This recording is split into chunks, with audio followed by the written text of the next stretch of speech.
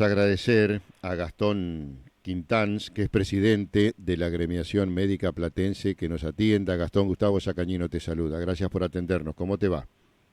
¿Qué tal, Gustavo? ¿Cómo te va? Un saludo a vos y a la audiencia. Bueno, no, te convocábamos porque tenemos entendido que el último 26 de noviembre se llevó a cabo la asamblea anual ordinaria para tratar memoria y balance y también la renovación parcial del Consejo Directivo, Gastón. Sí, es así, como corresponde siempre, la hacemos en el mes de noviembre, son los plazos que tenemos para poder terminar todos los trámites. Hicimos la asamblea, se presentó el balance, se presentó la memoria anual, se aprobó sin ningún inconveniente. La verdad que ha sido un año bastante duro Ujú. desde lo administrativo y financiero en el contexto de un sistema de salud que está muy complicado, digamos. Pero bueno, pudimos salir aireosos de este año, ¿no? Que no es menor. Sí, no sé si querés hacer una lectura para ustedes cómo transcurrió este año, pero sí es cierto, un año muy, pero muy complicado, no solamente en lo que tiene que ver con lo económico, sino también con el tema de infraestructura, lo que tiene que ver con el tema de la seguridad y muchas complicaciones que se vienen dando en las guardias, algo que hace tiempo por momentos se olvida, pero son situaciones, a no ser que se difundan a través de canales de televisión, me parece que quedan en el olvido, pero quienes no olvidan son los médicos, ¿no? Y sí, vos fíjate que el conflicto de Garrahan, hace cuántos meses que no estamos Sí, hablando, por eso.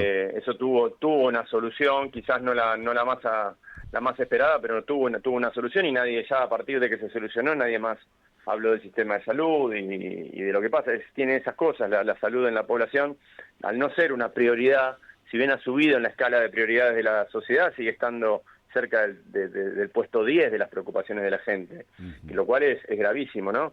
La situación del sistema de atención, tanto público como privado, yo creo que la gente no lo ve porque cuando uno no se enferma piensa en otras Claro. cosas, ¿no? Ujú. Pero estamos en una situación muy complicada en los dos sistemas. Y en el sistema privado, mucho más todavía, porque ya ahí directamente no es el Estado principalmente quien lo sostiene, sino que hay actores privados, digamos, ¿no? Claro. Aunque nosotros acá en La Plata trabajamos un 70% para el Estado, porque el IOMA representa el 70% de lo que trabajamos aquí en la ciudad de La Plata. Ujú. Entonces estamos en una situación bastante compleja.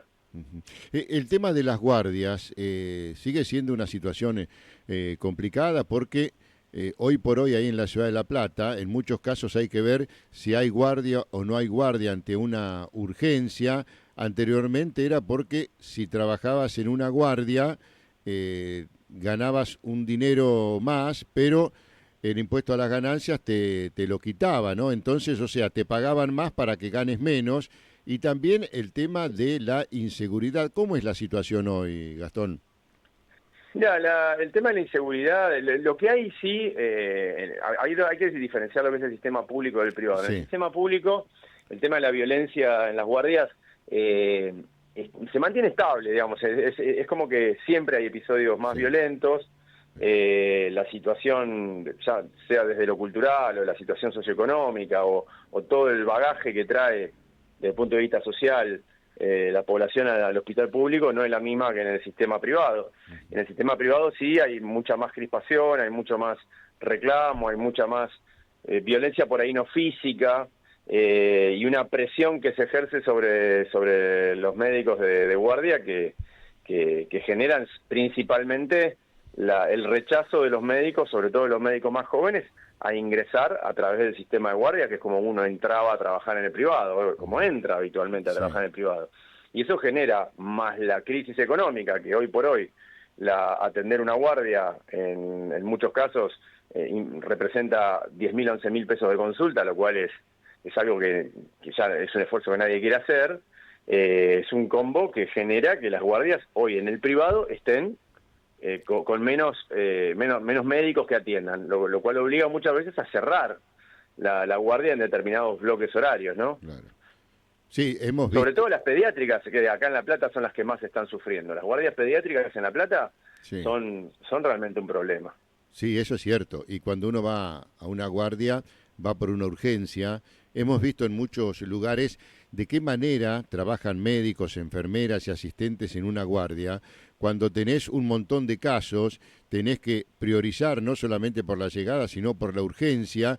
Y a veces te complica porque tenés también algunos internados que tenés que ir a atender. La verdad, uno tiene que ponerse de pie, no solamente cuando sucedió lo de la pandemia, que a las 9 de la noche aplaudían a todos y después nos olvidamos de los médicos, ¿no? Y solamente vamos cuando los necesitamos y pensamos que somos los únicos a los cuales nos tienen que atender. Y el médico tiene una visión totalmente distinta, tiene que ser mucho más abarcativa y mucho más concreta, porque se trata de la salud de la gente, Gastón.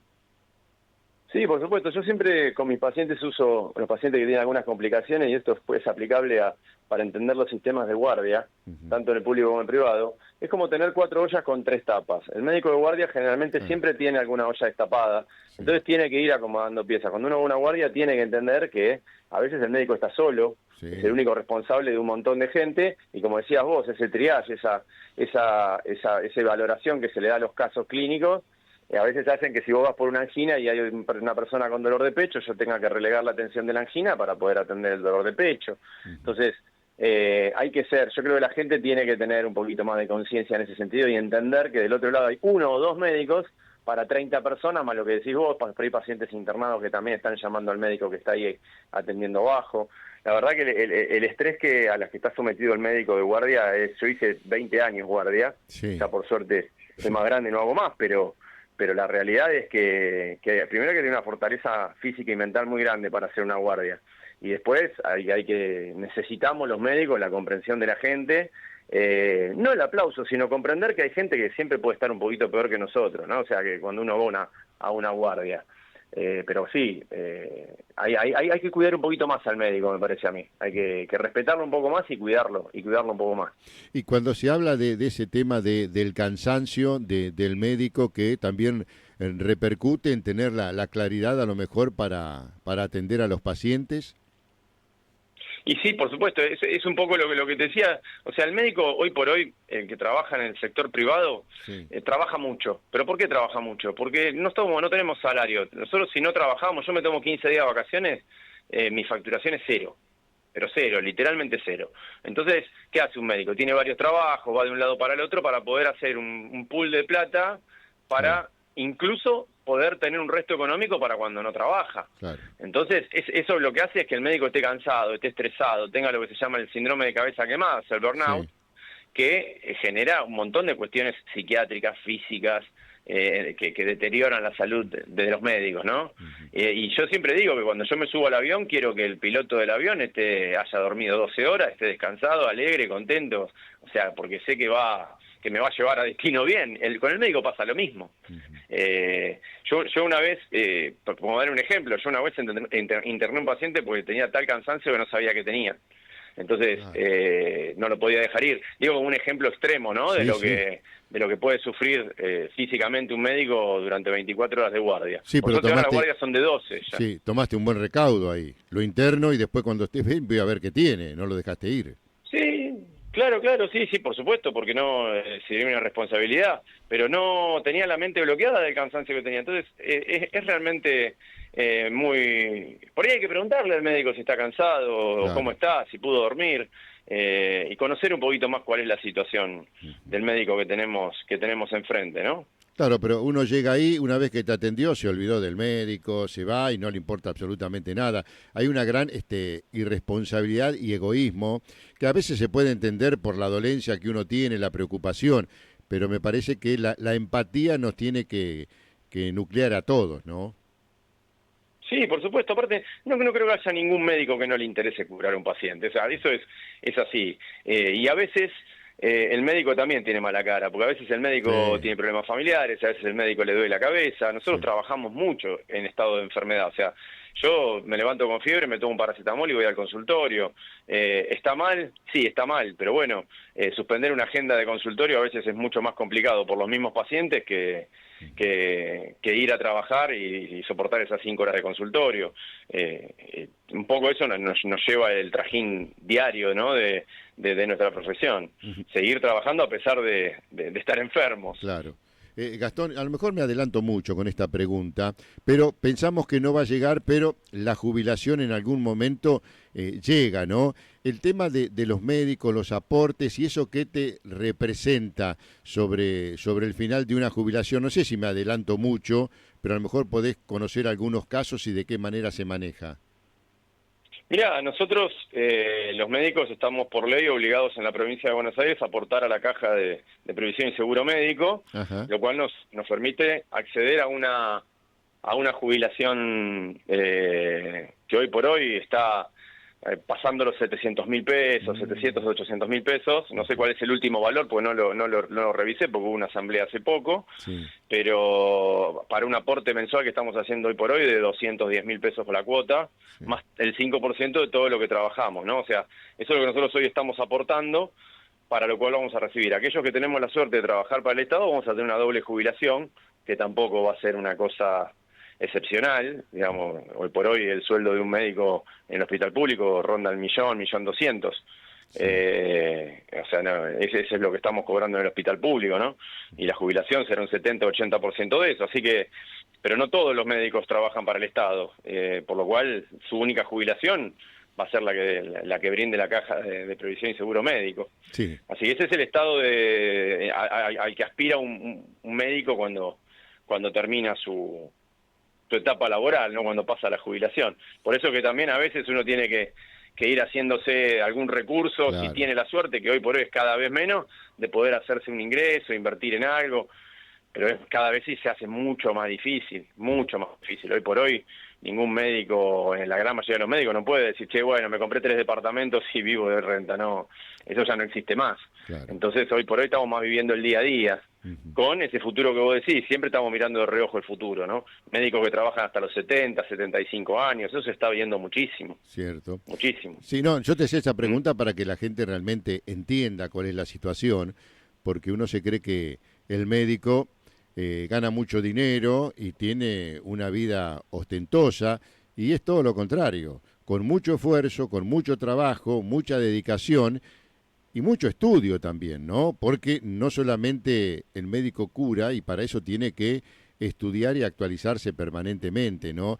Y a veces eso es necesario que la gente lo entienda, porque uno también puede llegar a entender la situación económica, de a veces un bono te sale tanto, o cobras un dinero en el consultorio. Lo que pasa es que el médico, la verdad, el tema de la jubilación, aquellos que están en el sector privado, y vos decías sumás el público, sumás los dos, y es muy pero muy poco, ni hablar de aquel que está solamente en el sector privado, ¿no? O en el sector público solamente. Exacto. Claro. Sí, mira, la formación de los médicos, uno puede leer artículos científicos, pero el acceso a los artículos científicos, que es lo que a nosotros nos forma, nos actualiza día a día. Hoy por hoy la medicina, nosotros decimos que el artículo que sale hoy, mañana, el lunes ya es viejo, Claro. porque hoy por hoy avanza semanalmente. Cada artículo de eso, nosotros no tenemos a disposición como leer el diario en internet, tenemos que pagar, y lo tenemos que pagar en dólares. Entonces, estoy hablando de actualización bibliográfica. Ni hablar un congreso acá en Argentina se hacen, hay que pagarlo. Está bien que algunos laboratorios dan becas, pero los congresos que se hacen en el extranjero, que no son vacaciones, son por ahí un congreso quirúrgico con técnicas nuevas, cosas para traer e implementar acá. Hay que pagarse un boleto de avión, hay que pagarse el hotel, hay que pagarse el congreso. Entonces, hay mucha inversión y está toda dolarizada. Entonces, esa formación de los médicos, las rotaciones que hay que hacer por otros hospitales, eso también es un gasto que tenemos que costear nosotros desde nuestro bolsillo. Entonces, también es peligroso porque uno restringe la actualización porque no tiene el dinero para desembolsar en ese tipo de actualizaciones, ¿no? Y es muy necesario eso. Gastón, la última, y no te robo más tiempo. Lo que tiene que ver con la infraestructura, hoy por hoy, cómo está la situación y los avances tecnológicos, de qué manera llegan a la Argentina. Mira, los avances tecnológicos, la verdad que en Argentina tenemos una medicina de una calidad muy alta. Desde el punto de vista médico, ni hablar, tenemos la misma calidad de médicos y mejores incluso que un montón de países avanzados. Desde el punto de vista de infraestructura, yo creo que a nivel, te podría hablar a nivel provincial, pero podría trasladarlo a nivel nacional. Sí. Hay nichos de concentración de tecnología, por ejemplo, Cava tiene una concentración en lo que es privado de tecnología, en lo que es la robótica médica que se viene ahora para las cirugías. O sea, está muy concentrado en Cava, provincia de Buenos Aires, sobre todo las principales ciudades. La Plata, por ejemplo, es una de las ciudades que está incorporando cada vez mayor tecnología. Hoy por hoy acá en La Plata podemos hacer cualquier tipo de cirugía, cualquier tipo de método diagnóstico. Estamos muy avanzados en eso.